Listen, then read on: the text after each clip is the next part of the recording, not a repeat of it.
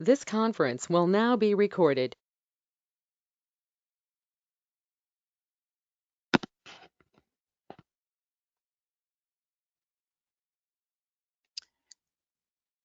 Good afternoon, everyone. Thanks for joining me today. Everyone knows who I am. I'm Denise Appleby, your IRA and Small Business Retirement Plan consultant. It's kind of sad that we have to be here today because we're here for a couple of reasons. Primarily, the behavior of the market, job losses, all the stuff that we would much rather not have happening now. And so the issue becomes, as our clients face these challenges, how do we help them? That's part of what I'm here to talk about today. And as we go along, if you have any questions, please feel free to use the chat feature and submit your questions, and I'll answer as much as I can. And for those, if I don't get to any of your questions, I'll certainly follow up via telephone and email. So let me first assure you what's coming in the future. Today's webinar is just an overview of the information that I've gathered so far, provided by the IRS and the bill right now that's in the House. But as I get the final, this is signed into law, I'm going to be doing more webinars with more detail on specific sections.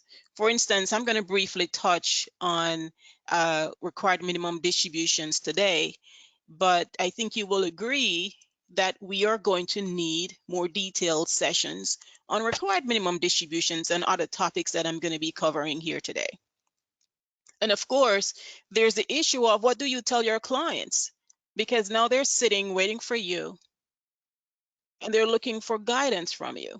And that's part of what I'm going to help you with. As usual, I'm going to be providing you with letters that you can share with your clients, giving them instructions and guidance on what they need to do in these times. And my marketing consultant, Wendy Webb, always tells me, provide your clients with newsletters for their center of influence. So if there's any other professional that you network with, CPA or whoever, I'm going to give you something that you can share with them as well. And of course, the usual articles. Now, a lot of what I'm covering here today is based on questions that I receive from you. And I say that because I want to remind you that there's no such thing as too many questions when it comes to you and I. Matter of fact, just yesterday alone, I received 20 questions from one client. And when he got to question 19, when I saw question 19 in my inbox, I said to myself, what is this? The 20 questions game? I was laughing, and then boom, question number 20 came in. And that's quite fine by me because your questions help me to know what type of information I should provide you with. So keep the questions coming, the comments, everything. I appreciate them, and they help me to serve you better. The bill is still stuck in the House. It's not law yet. But in addition to that, the IRS is expected to provide follow-up information. There are many things that we won't know how to handle yet. For instance, the distributions that are permitted as a result of this financial hardship, how are they reported on your tax return? How are the custodians supposed to report these transactions? So we're waiting on the IRS for that. And I will provide you updates as they become available. Please BOLO for my updates. I thought I would put that in there as a little joke. BOLO, be on the lookout. And as you can tell, I watch a lot of crime shows because that's where I picked that up from. But just a reminder, please, if I send you an email, it is going to be an email with something important. So put me on your priority list. As soon as you get the information, check it. And if you have any questions, please feel free to reach out to me. Now, the good news is that the IRS has confirmed that the deadline for making regular contributions to traditional IRAs and Roth IRAs has been extended. Why? Because the deadline for filing tax returns has been extended. So that's good news that you can share with your clients. They now have until July 15, 2020 to make their 2019 contributions. This applies to both traditional IRAs and Roth IRAs. So now the question becomes, what should a client do when they send in these contributions? As usual, they have to make sure that they note clearly on the contribution instrument, whether it's a check, an LOA, or whatever else it is, that this contribution is for 2019. One of the most common mistakes made with regular traditional IRA contributions that are made within the carryback period for the previous year is that the custodian reports it as a current year contribution. Now, if it's the custodian's mistake, that's an easy fix. But if it's the client's mistake, it's likely that a custodian will not be willing to accommodate any request to make a correction. So remind your clients, when you send in contributions for 2019, make sure that you indicate that it's for 2019 and check your account statement after that to ensure that it was properly processed by the IRA custodian. And if it wasn't, we can always follow up with the IRA custodian to make the required corrections. Now, one other question I got from you is, well, how does this affect IRS Form 5498, which is the statement that is used to report contributions to IRAs? Well, as you know, the deadline for custodians to issue Form 5498 is May 31st, but there's a qualifier in there. The qualifier is unless an extension applies. And so in this case, I think it's only reasonable to expect that the IRS will extend the deadline for custodians to issue Form 5498. Another question that I'm getting is, what about employer contributions to, say, SEP IRAs, solo 401ks, profit sharing plans? Has the deadline been extended for making those contributions? And the answer is, it depends. It depends on the type of business structure. Now, for me, I'm an S corporation, and I'm out of luck here because there's no extension for me, for my business at least. But if it's a sole proprietorship, then they can make those contributions by tax filing due date plus extension. And in this case, the tax filing due date has been extended to July 15 for those entities. It also applies to the deadline for taking a deduction for those contributions, because as you know, the deadline for taking a deduction and the deadline for making the contribution goes hand in hand. So the contribution is usually deductible if it is made by tax filing due date plus extension. And just so there's no confusion as to who is eligible for the exception, the IRS went as far as to list the type of forms, the type of tax filing forms for which the deadline has been extended. And you'll see here 1040, you'll see the 1120 forms, which is for corporations. And here you'll see that deadline has not been extended for Form 1120S, which is me, an S corporation. So I hope that answers that question. One of the questions that the IRS thought necessary to address is, what about the 10% early distribution penalty? If you take an early distribution penalty in 2019 and you have to pay that penalty, do you have to pay it by April 15? Or do you have until July 15? And the IRS confirmed that since that amount is reported and paid with any income tax that is usually due, the deadline for that amount is also extended. Now, the provisions that I just talked about was based on an IRS notice and subsequent Q&A that they posted on their website. But the big issue is what's going on now on the Hill. right? What happens to the CARES Act? I think, like me, many of you thought that would have been signed into law already. And as I was preparing this presentation last night into this morning, I wondered what type of language I should use. Now, just before I came here and sat down, I saw a report that there was at least one congressman who has said he's going to hold up that bill. So it is likely that this might not be signed into law today, but hopefully soon.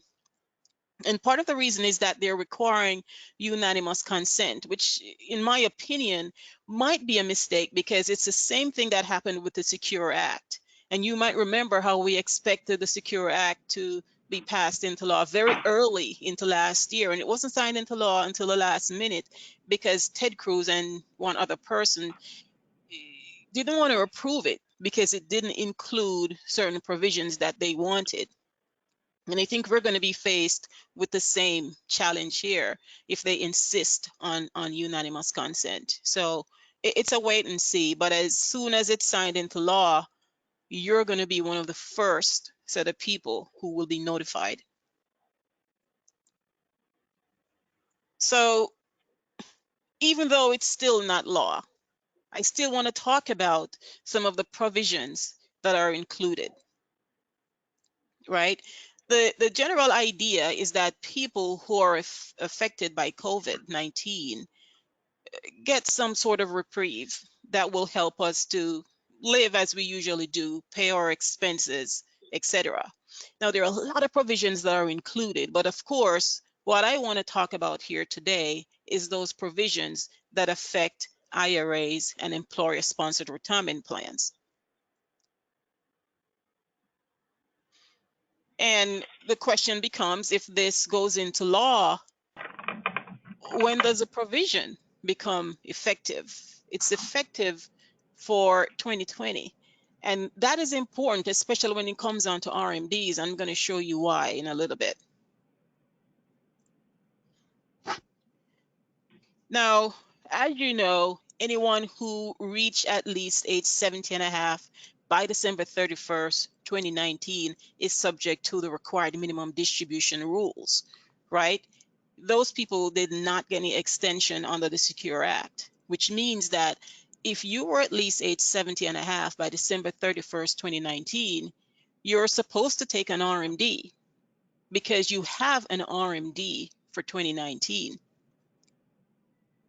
What about those people who reached age 70 and a half in 2019 and had until April 1st, 2020 to take their first RMDs? Guess what? This is one of those instances where it made sense to wait. But of course, we couldn't predict this, right? So some people are going to get lucky. And here's what the provision says. If you reach age 70 and a half in 2019, and you took your RMD in 2019, that's it. That's your RMD. We're done. But what if you didn't take your RMD in 2019 and decided that you wanted to wait until April 1st, 2020 to take that RMD? Well, the provisions say that you get an RMD waiver. If you waited until 2020, you don't have an RMD for 2019, right? And so for us, for you, me, your clients, what does this mean? What if someone already took that distribution because they thought they were required to take an RMD? Well, here's the good news. Because it's not an RMD anymore, that amount can be rolled over within 60 days of receipt. And that's part of what we need to communicate to clients. If you reach age 70 and a half in 2019 and you didn't take your RMD in 2019, you don't have an RMD. And if you did take it in 2020, guess what? You can roll it over. But of course, there are hurdles. For instance, the 1 per year rollover rule. We know that if someone takes a distribution from a traditional IRA, rolled it back within 60 days, or took a distribution from a Roth IRA, rolled it back within 60 days, they can only do that once during a 12-month period. And all of their traditional steps and simples are aggregated and treated as one for that purpose. So when you tell a client that, hey, if you took your 2019 RMD or any other RMD in 2020, it's really not an RMD anymore in the technical sense. So you can roll it over within 60 days. We have to qualify that and say, hang on a second first, and let's see if you have already used up the 1 per year rollover rule. And so the question becomes, what do you do if you do find out that your client have used up the 1 per year rollover rule? Then there are solutions here. One of those solutions is to do an indirect indirect conversion to a Roth IRA, because that's subject to the 60-day limitation, but it's not subject to the 1 per year rollover rule, right? So if you can't put it back in a traditional IRA, then you can put it in a Roth IRA as an indirect Roth conversion. It's still going to be included in income, but at least it gets the benefit of tax-deferred growth, which would eventually become tax-free in the Roth IRA. And for those who have access to an employer-sponsored retirement plan, such as a 401k or 403b, if the plan accepts rollovers, then the amount can also be rolled over to those retirement plans.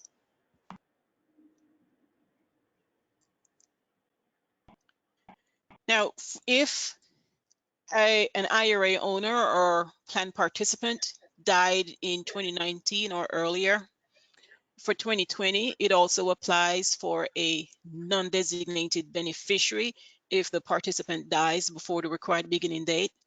The 5-year rule could apply. The 5-year rule, of course, would apply for any non-designated beneficiary, such as an estate or a charity.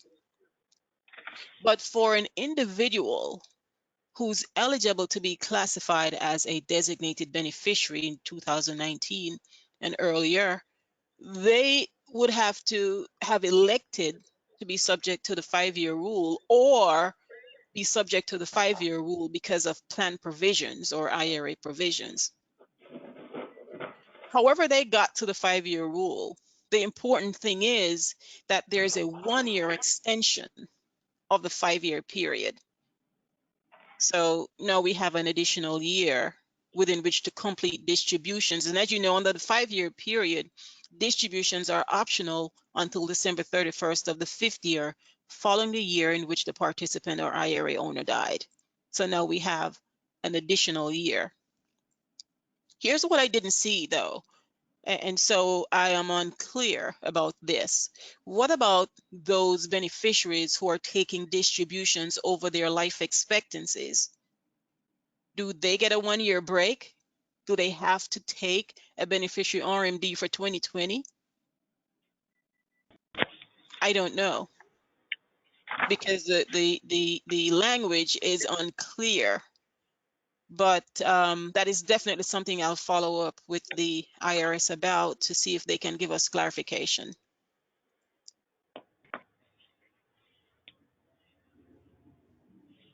Now, typically, when someone takes a distribution from, say, a 401k or 403b, there are certain requirements that have to be met. For instance, they have to be given a rollover notification.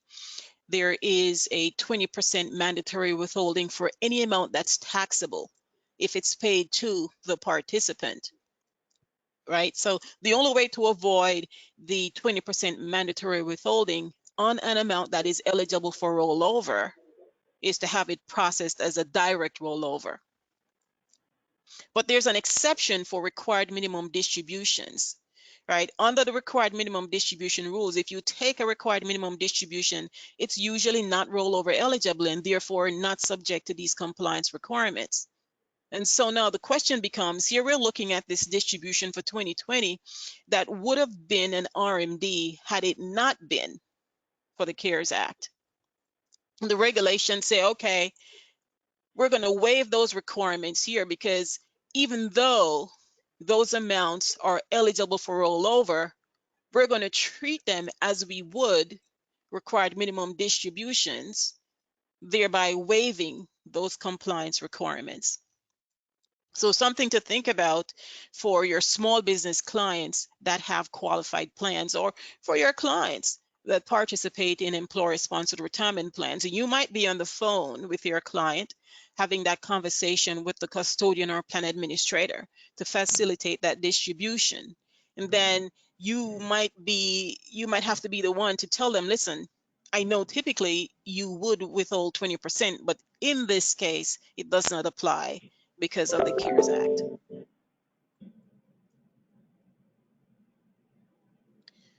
The 10% penalty distribution is a huge one too.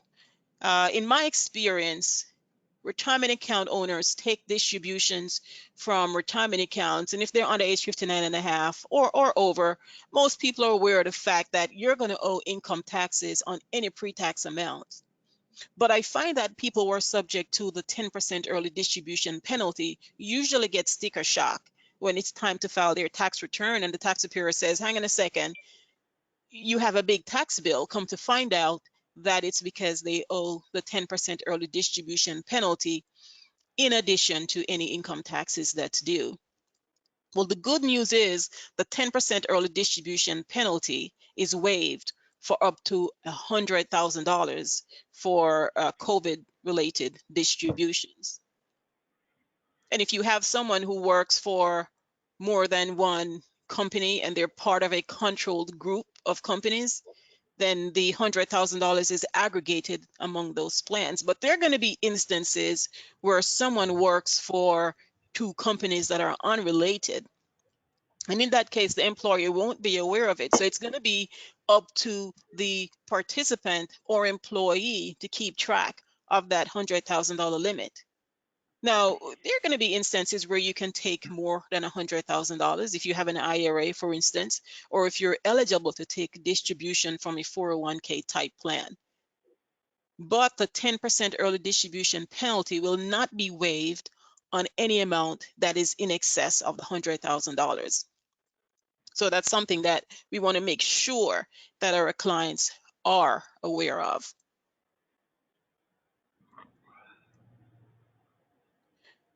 Now, these are referred to as COVID-19 distribution. And so we have to be clear on what is defined as a COVID-19 distribution, right? It doesn't apply to any distribution that's taken in 2019. It does not apply to any distribution that is taken in 2021. The distribution have to occur in 2020 in order to be eligible for these COVID provisions.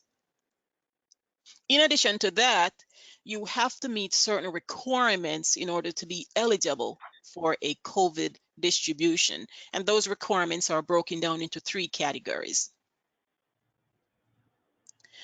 Category number one, you have to be diagnosed with SARS-CoV-2 or COVID-19 by a test approved by the CDC. Pretty onerous, right? I mean, who wants to go through all of that in order to get a distribution? But if it comes down to that, that is what has to be done. Category two, an individual whose spouse or dependent is diagnosed with any of the two that I just talked about. Now, here's the good news for employers, though. If an employee provides a certification that they have met that requirement, that is sufficient for the employer. So that is less of an administrative burden on employers, and it makes it easier for the employees as well.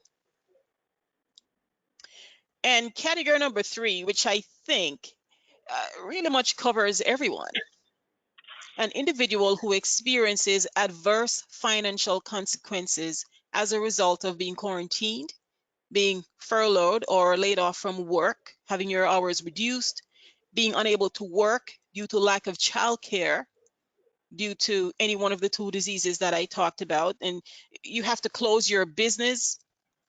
And so you have no income coming in. Now, the good news is that the Secretary of the Treasury can add more to this. So the question for us becomes, does this create an opportunity for us to write to our senators and Congress people and say, listen, this bill is good, but you didn't take it far enough. Here are some of the things that you need to take into consideration. For instance, I personally think that they should permit recharacterizations of Roth conversions that were done in 2019 and 2020 because of how the market has been performing. But they haven't addressed that yet. So fingers crossed, hopefully they will. It's only the right thing to do.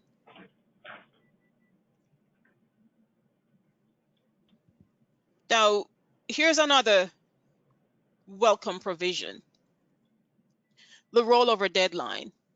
Typically, when you take a distribution, it's included in income, right? And unless there's an exception, one of the exception applies if you roll over the distribution, meaning you put it back within 60 days of receiving the amount. In this case, though, if we're talking about a COVID-19 distribution, which we just defined, you have 3 years to complete that rollover. And the 3-year period starts on the date that you receive the distribution. Now, the good news is you don't have to roll it over in a lump sum, and that's actually regular rollover rules, right? There is a limitation on the amount of distributions that you can roll over, the 1 per year rollover rule that I just talked about. But if you take a distribution and it's eligible for rollover, there's nothing that says you have to roll over the entire amount in one lump sum. So for someone who gets back on their feet and want to make sure that they don't have to pay income taxes on this amount, they can roll it over in bite-sized pieces as long as the rollover is completed within 3 years after they receive the distribution amount. And of course, the rollover cannot exceed any COVID-19 distribution, because if it does, that's going to create an excess contribution in the receiving account. And of course, as with any other rollover, the rollover should be made to an eligible retirement plan. An eligible retirement plan, by definition, includes traditional IRAs, SEPs, Simples, Roth accounts, employer-sponsored retirement plans, but we got to still follow the rollover rules, right? For instance, you cannot make a rollover contribution to a simple IRA if the distribution was taken from an account that is not a simple IRA and the simple IRA has not been funded for at least 2 years. And if you take a distribution from a Roth IRA, the only account that it can be rolled back to is a Roth IRA. And if you take a distribution from a designated Roth account, which is commonly referred to as a Roth 401k, Roth 403b, or governmental Roth 457b, that amount can only be rolled over to a similar type of account, another designated Roth account, or to a Roth IRA. So while it's good that we have 3 years to complete these rollovers, we still have to make sure that we abide by the other rollover rules so we don't have ineligible rollovers. Because as we have talked about before, ineligible rollovers kills retirement accounts because they're not eligible to be held in the account in the first place. So they're treated as ordinary income. And if someone thinks the rollover is eligible and it's not, they're not going to include it in the income. So now they're going to have a conversation with the IRS as to why they didn't include a certain amount in income. In addition, if an ineligible rollover is not corrected as a return of excess by the IRA owner's tax filing due date plus extension, assuming the receiving account is an IRA, it's subject to a 6% excise tax for every year it remains in the account. So you can see, while it is, let me not say might be, it's a welcome provision for many Americans. But, we still need to make sure that we cross all our T's and all our I's when it comes to these transactions. And right now you're probably thinking, oh my gosh, that's a lot of information to share with my client. but that's okay. That's why I'm here. I will make sure that you receive samples of communications that you can share with your client. And if it requires compliance approval, you don't need to be bothered with that stuff. Just tell compliance to communicate with me, and I'll do the background stuff so that by the time you get it, all you have to do is sign it and send it out.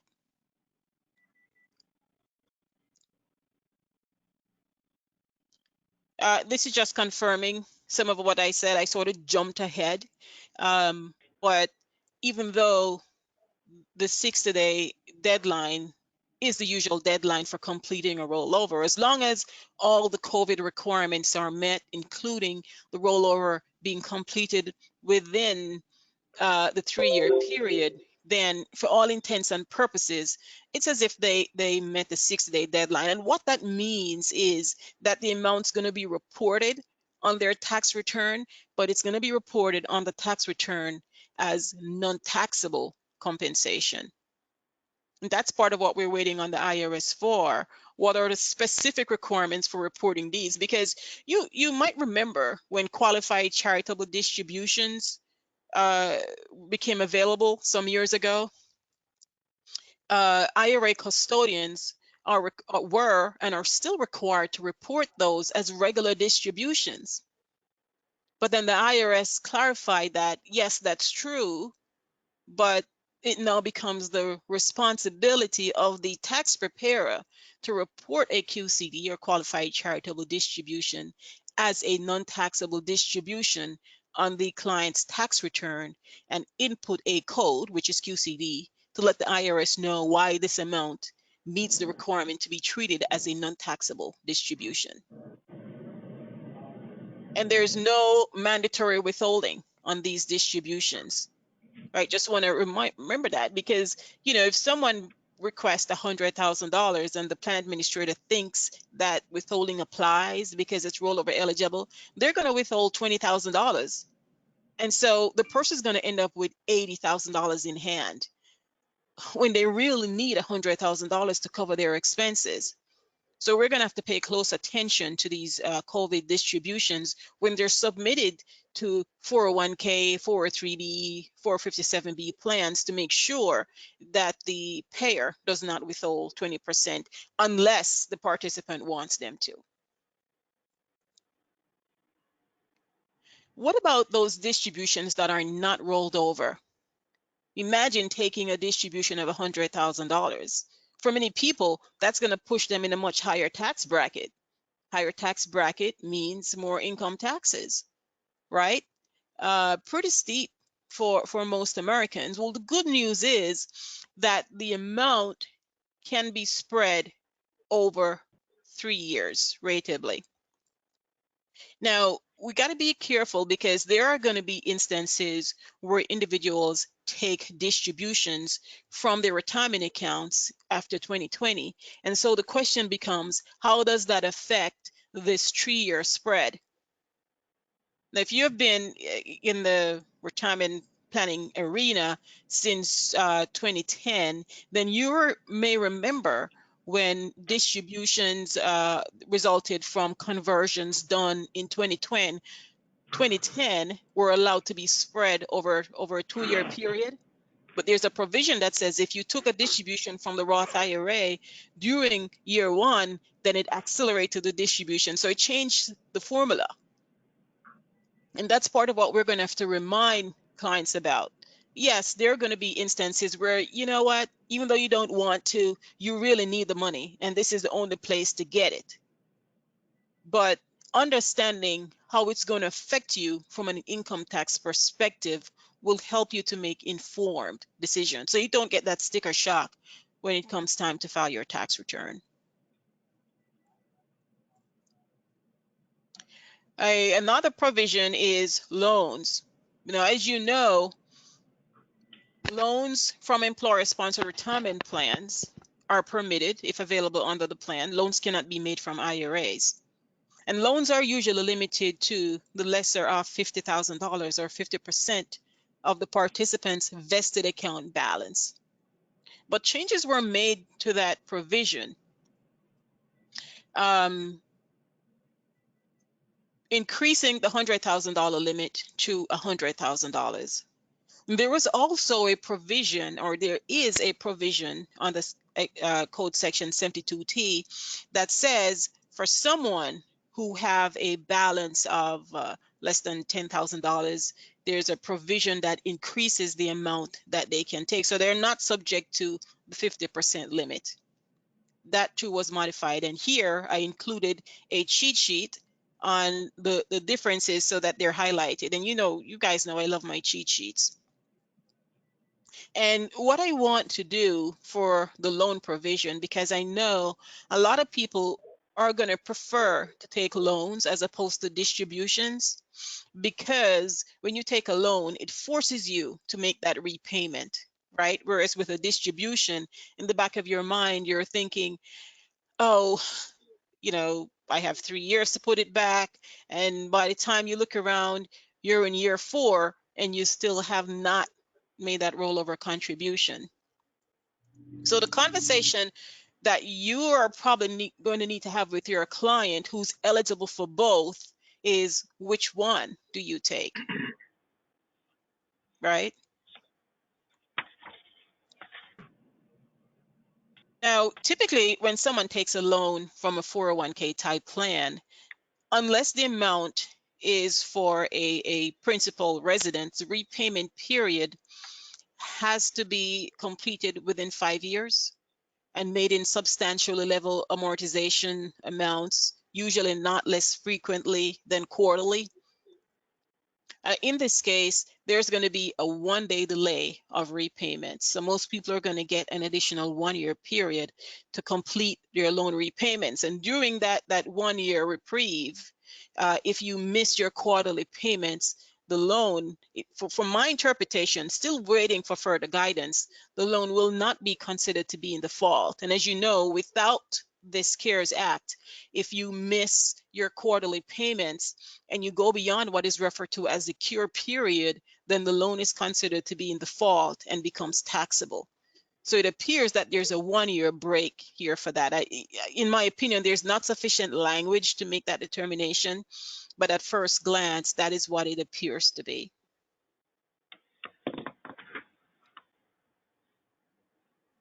Now, there are other considerations. As I said before, I wrote an article for Forbes and I included 4 items that I thought they should consider to be included in the bill, and they included everyone. I'm not pretending that they looked at my article and considered it, I can pretend that's the case, but you and I know that that's not true. But the one that I was hoping for really was to permit recharacterizations of Roth conversions, because I can't imagine the conversations that you're having with your clients now who, for instance, might have done a Roth conversion of, say, $100,000 in 2019, and now they're looking at their account and the value is down to $20,000. I mean, who wants to be paying income taxes on $100,000 that's now worth only 20? So, fingers crossed, hopefully they'll make an exception and extend the option to recharacterize Roth conversions. Something else I'm not clear on is whether or not the $100,000 distribution is considered the usual hardship distributions from 401k plans. Some 401k plans allow participants to take hardship distributions outside of the CARES Act. Now, those hardship distributions, in addition to being subject to ordinary income, would be subject to the 10% early distribution penalty. But there's still the question of, what if someone wants $200,000? Can they take the COVID $100,000 distribution in addition to a regular hardship distribution? That's one of the questions that I want the IRS to answer. Not that we're encouraging people to take money out of their retirement savings account, but these are tough times, right? I think we would all agree that everything right now is about surviving now, and then we'll deal with later. And so the question becomes really, how much can an individual take? We know for a fact that if it's a any type of IRA, traditional, SEP, simple, Roth, they can take as much as they need, but only $100,000 would be exempted from the 10% early distribution penalty. So that's the 10% early distribution penalty for any amount above $100,000 has to be a concern for anyone who's under age 59 and a half at the time when the distribution is made from the account. So I'm still looking into that, and as I find out information, I'll pass it on to you. I won't wait until I have a bank of information. As soon as I find out anything important, please rest assured that I'm going to share that with you. So right now, what can you do? Well, I'm going to be sending you samples of letters. When you get to work on Monday, you're going to have those letters in your inbox, right? Marjorie and I, Marjorie works with me, as many of you know. We're going to work on those letters together over the weekend and make sure that you have at least 2 in your inbox so you can share that with clients. Recommend to clients to take advantage of the 3-year period. It makes the distribution or the income from the distribution more manageable. For those who want to take loans, remember that there are other rules that we need to think about. For instance, some plans limit loans to 1 loan per period. And if you already have an outstanding loan, a calculation has to be done to determine how much you can really take.